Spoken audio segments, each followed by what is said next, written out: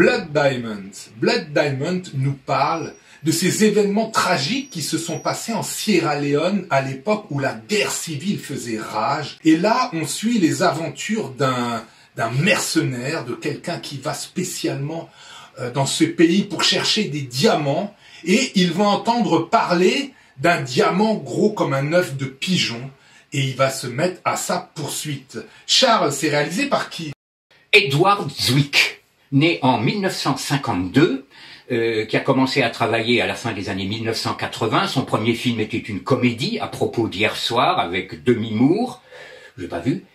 Il se fera connaître ensuite avec deux films intéressants. Glory, première histoire d'un bataillon de militaires noirs, uniquement noirs, pendant la guerre de sécession. Morgan Freeman, Denzel Washington, donc de bons acteurs. Et son plus grand succès à ce jour, Legends of Autumn, Légendes d'automne, un grand mélodrame plutôt bien réussi, si on aime bien ce genre d'histoire, conflits familiaux sur fond de montagne, avec Anthony Hopkins et Brad Pitt. Il réalisera ensuite donc ce Blood Diamond, et plus récemment Jack Reacher, avec Tom Cruise.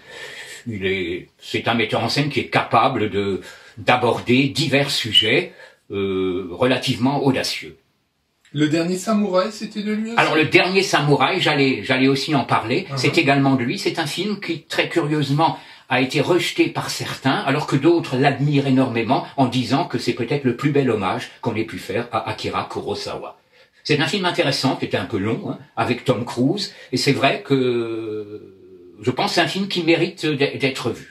Ce film est très intéressant parce qu'il s'attaque déjà à un pan de l'histoire qui est quand même spécial. Les guerres fratricides, les guerres civiles en Afrique, c'est absolument abominable. Oui. Mais c'est difficile à dire, mais au cinéma, c'est absolument spectaculaire. Alors là, de toute façon, on va rentrer dans quelque chose qui est assez compliqué à décrire puisque on parle de choses réelles, oui, et pourtant on va en parler comme de la fiction. Oui. Alors là, tout de suite, moi, il y a un point qui me gêne, c'est ce fait que ce film se veut quelque part un film engagé, oui, qui ramène un petit peu le débat sur justement ces diamants ensanglantés qui inondent nos sociétés occidentales et qui en fait proviennent de meurtres et de choses absolument terribles. Oui. Mais avant ça, on va d'abord dire un petit mot du casting, oui, qui est très intéressant puisque déjà on a un couple d'acteurs très connus. Leonardo DiCaprio,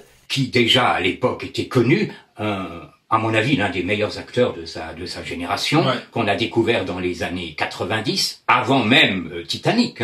Il a joué dans Gilbert Grape, par exemple, ouais, où il est excellent. Basketball Diaries, des rôles déjà marquants. Alors évidemment, Titanic l'a fait connaître dans le monde entier. Et depuis, il mène une carrière cinématographique très intelligente. C'est pas un acteur qui va jouer 10 films par an, ouais, en sélectionnant. Alors Scorsese avait Robert De Niro un peu comme égérie. Leonardo DiCaprio l'est devenu. Ouais. Dans pas mal de ses films, Les Infiltrés, Aviator, sur Howard Hughes, Shutter Island, Le Loup de Wall Street. Il a rejoué avec Sam Mendes, le couple Sam Mendes-Kate Winslet dans Les Noces rebelles. Il a obtenu son premier Oscar pour The Revenant, ouais, film assez impressionnant, ouais, vraiment film d'aventure mais très fort pour un film hollywoodien, et excellent, mais pas réalisé par un Américain. Et donc et en plus c'est un acteur engagé par rapport à la planète. Ouais, tout à fait. Donc ça convient bien là pour ce film. Parfaitement, oui, parfaitement. Sa partenaire n'est pas en reste, c'est la très belle, elle est un peu moins maintenant, Jennifer Connelly. Découverte dans Labyrinthe avec, ouais, David Bowie, et surtout, pour les amateurs que nous sommes, chez monsieur Dario Argento dans Phénoména. Et chez Sergio Leone dans Il était une fois en Amérique. Et par là, bien sûr, c'est Sergio Leone dans le monument qu'est Once Upon a Time in America. Par la suite, c'est une carrière un peu en dents de scie, on va dire, avec des rôles intéressants, d'autres un peu moins, mais elle aussi sait sélectionner ces films avec une certaine intelligence. Et là, dans Blood Diamond, elle est très bien. Oui, alors tout de suite, on va le dire, le casting, les acteurs sont très bien, c'est, oui, parfait. Il y a un rôle d'un noir. Hein, très bon, l'acteur noir aussi. Très bon, qui d'ailleurs a une très belle carrière. Oui, oui, sa filmo, très belle carrière, un acteur vraiment de haut standing, qui joue très très bien. Ça confirme encore une fois que les acteurs noirs, aux États-Unis en particulier, les connus, mais aussi les moins connus, parce que là le nom ne dit pas grand-chose, sont excellents. Autre qualité, déjà, c'est les images absolument éblouissantes de l'Afrique. Très belle photo. Très très belle photo, c'est vraiment une image magnifique. Et c'est très bien mis en scène, les combats sont très spectaculaires. Oui, enfin, il est à l'aise dans l'action. Hein. Il est à l'aise dans l'action. Oui. Voilà, donc ça vraiment pour le côté de l'image, le côté de la direction d'acteur, tout ça, on est bien. C'est jusque-là vraiment, on est très très content de se retrouver plongé dans ces histoires terribles. Mais surtout que le sujet n'est pas si traité que ça au cinéma. Hein. Non. Bon, on avait fait Petit Pays il y a pas si longtemps, qui racontait aussi une guerre civile en Afrique, hein, avec aussi c'était un peu moins spectaculaire forcément que ce film-là, puisque ce film-là ne lésine pas pour nous montrer les horreurs de la guerre, et j'avoue que c'est très très très impressionnant. Ouais. Et ces séquences de guerre civile, je dois dire que c'est vraiment les séquences qui m'ont le plus plu. C'est les séquences vraiment où j'ai réussi à rentrer dans le film. Parce que si tu veux, Charles, on va aussi parler des défauts, bien sûr. Forcément. Mais tu vois, ça rejoint ce que je disais avant. Il est très très bon dans l'action. C'est le cas du Dernier Samouraï, c'est le cas de Légende d'automne, Glory. Dans tous ces films, c'est un metteur en scène qui a le sens de l'action dans la peau. Voilà. Donc c'est ce côté comme ça superficiel, l'enveloppe est très belle.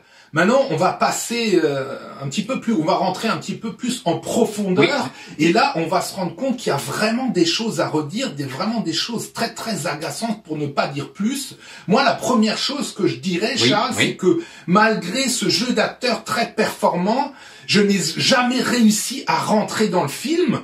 Pourquoi? Tout simplement parce que, si vous voulez, le scénario développe deux histoires en parallèle. Première histoire, c'est donc notre héros blanc américain qui recherche un diamant. Et deuxième histoire, c'est notre second rôle noir qui recherche son fils et sa famille. Oui. Alors, entre la recherche d'un diamant et la recherche d'une famille, quelqu'un de logique, enfin, moi, si on me disait, est-ce que tu préfères chercher un diamant ou chercher tes enfants ou ta femme? Il n'y a pas photo. Non, la réponse est claire. Visiblement, pour les Américains, c'est plus important de chercher un diamant. Puisque on voit que l'intrigue principale et l'intrigue autour de ça. C'est pas rechercher la famille, c'est rechercher le diamant. Oui. Est-ce que notre héros va-t-il récupérer son diamant? Donc déjà là, pour moi, il y a un premier problème. Mais si vous voulez, ça révèle le problème global de ce film. C'est que on montre les images de cette guerre civile, on les montre très très crues et on les montre dans toute leur vérité. Oui. Mais on les regarde en mangeant du popcorn. Il y a zéro émotion. On regarde ça en tant que spectacle. Moi, je sais qu'à un moment comme ça, il y a une scène où il y a un colonel des rebelles qui passe les villageois en revue et il décide s'il va leur couper la main à ce niveau-là ou à ce niveau-là. Et on regarde pas ça avec l'émotion, on regarde ça comme un spectacle hollywoodien. Oui. Et toutes les séquences de guerre civile, on voit des tonnes de cadavres, on voit des cadavres plus mutilés les uns que les autres, mais à chaque fois, on les regarde avec l'œil du popcorn, avec l'œil du coca. Oui. Alors que finalement, ce qui va nous intéresser plus, c'est est-ce que notre héros va avoir son diamant?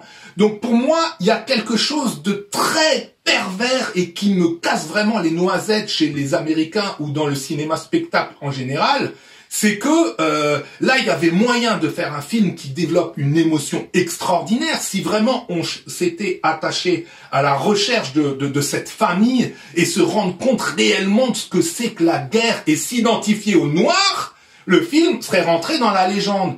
Mais là, moi, j'en ai rien à péter que DiCaprio, il récupère son diamant. Ça n'empêche qu'on s'ennuie pas, hein.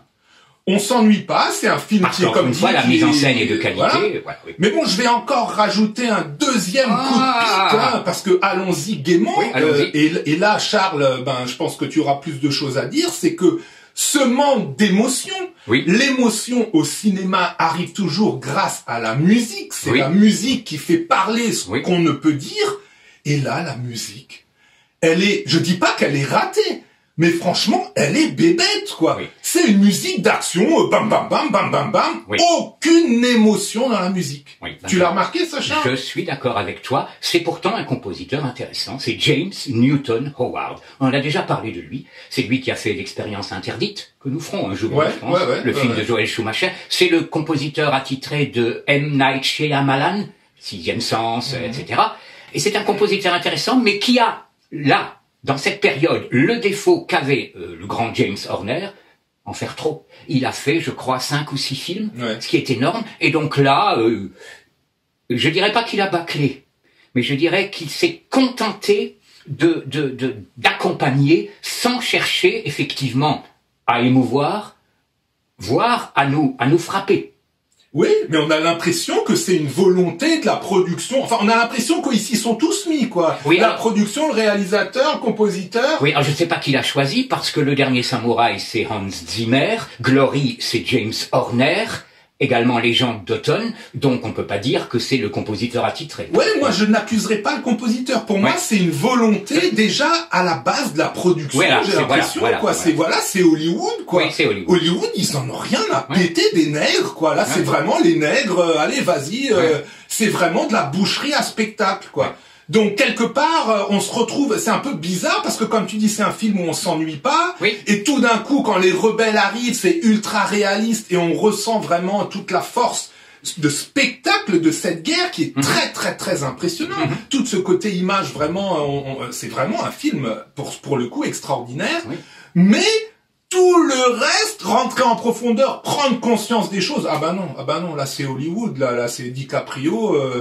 Et des fois, il y a quand même des choses qui vont quand même très très loin. Je sais qu'à un moment, le noir qui cherche sa famille, il arrive dans un camp de réfugiés où il y a 1 million de réfugiés. 1 million. Alors, faut se mettre en tête que c'est 1 million. On n'a pas dit 1000, on n'a pas dit 10 000, on dit 1 million. Perte de vue, 1 million, on a une vue comme ça en hauteur, 1 million de personnes. Et là, il doit chercher sa famille. On se dit, oula, là, une aiguille dans une botte de foin. Ça va être compliqué. Donc, ces 1 million de personnes sont entourées par un grillage. Il arrive, il se met contre le grillage, il regarde comme ça. Oh, ma femme! Oh, salut!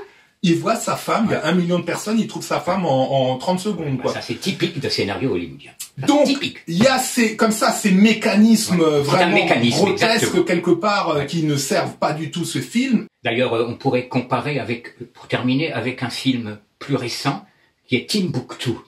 Ouais. Ça, tu vas dire, ça n'a aucun rapport, si, il y a l'Afrique, etc., qui a énormément marqué beaucoup, qui en lui se dit engagé. Bah écoute, figure-toi que moi, il m'a pas marqué. Bah il est pas plus que celui-là pour moi, et c'est pas hollywoodien. Il m'a pas marqué. Quelqu'un m'a dit justement, il m'a dit, écoute, faut que tu vois Tombouctou, nanani. Tombouctou, oui. Tombouctou. J'ai regardé, je me souviens grosso modo, ça se passe dans un petit village dans le désert, mais alors il m'a pas du tout marqué, je m'en rappelle même plus. Donc bon. Ouais. Donc j'ai l'impression qu'avec ces sujets-là, non, des films engagés effectivement dans l'Afrique. Ouais, c'est vrai qu'il n'y en a pas tant que ça. Hein. Les Occidentaux, ils ont peur de s'engager. Je sais pas, les Noirs. Voilà, il y a toujours ce réflexe un peu raciste, quoi. Oui, les Noirs, non. Bon, on va pas s'émouvoir, on va pas pleurer parce qu'il y a un Noir qui est en train de mourir. Ah, non, non. Exact. Ouais. Voilà. Donc des diamants qui, à défaut d'être des carats, restent quand même, disons, c'est du spectacle. Considérez ce film comme du spectacle. Alors ça pourra en déranger certains, ça pourra plaire à d'autres. Ouais. Portez-vous bien.